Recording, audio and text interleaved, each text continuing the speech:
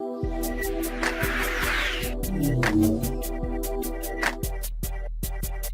going to keep this simple. Jacob Rees-Mogg was raised by Callum, and he's somebody, Steve, who a lot of people who call in and text and tweet this show talk about Jacob Rees-Mogg. What do you make of Jacob Rees-Mogg? I know Jacob. He's very impressive, particularly one of the best thinkers, I think, in the conservative movement on a global basis. You're very blessed to have a number of great thinkers.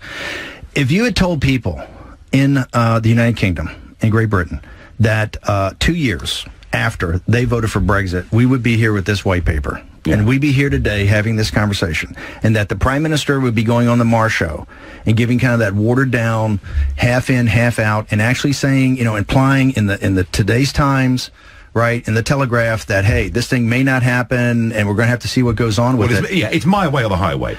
Stick with me or we may not have Brexit. May not have Brexit, which is always a signal. That's what they're signaling, okay? So I think people are being shocked. There are a number of great thinkers. There are a number of great guys, obviously, in Commons. There are speakers. I think now, remember, on Trump's inaugural speech, we went through a list of things, and then his most powerful line, I don't think, was American carnage. We went through a whole list of things the elites had done to the United States, and then he came and said, now comes the hour of action. Right? That's what we started off, blowing off the football in those first couple of months of the administration, hitting EOs every day, etc. It just seems to me it's now time for action. Talk is over. It's time for action. So whether it's Jacob Rees-Mogg or whether it's Boris Johnson or David Davis. Would Boris Johnson, in your opinion, be a better Prime Minister than Theresa May? I mean, you've met Theresa May, haven't you? I have. And? What do you think of Theresa May? Look, like I said in my interview the other day, she seems perfectly nice enough. I just go back to the Marr interview she just gave this morning when she was talking about the guidance President Trump gave her. I mean, this is the most, first off, the Brexit was the biggest event in democracy in the history of the British people, okay, to vote to get your independence back. It was a huge thing and should have been taken very seriously of get on with it. She said that Trump told her, sue the EU. But she said it in such a way as like to not basically get what he was saying. What Trump is saying when he uses litigation, because Donald Trump is very litigious. Litigation, if you had read Art of the Deal, right? Litigation is a weapon. It's a tool. It's when you go in hard. And I think what Donald Trump told her is that a deal like this has got to be done hard, it's got to be done fast, it's got to be clean, and it can't take a lot of time. The most important thing he said in the Sun interview, I thought, was deals that take a long time have two aspects to them.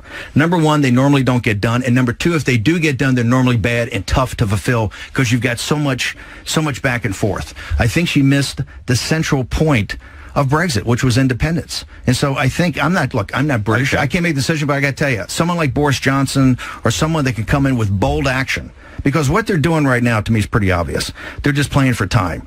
You saw it today in her comments that, whether we do leave or not. And I believe they're just going to kick the can down the road for the British people, and sometime in the fall, some sort of crisis will come along with the Goldman Sachs and the McKinsey and all these guys in the City of London, right? And they're going to say, let's waive Article 50 and just kind of see what happens in the next couple of years.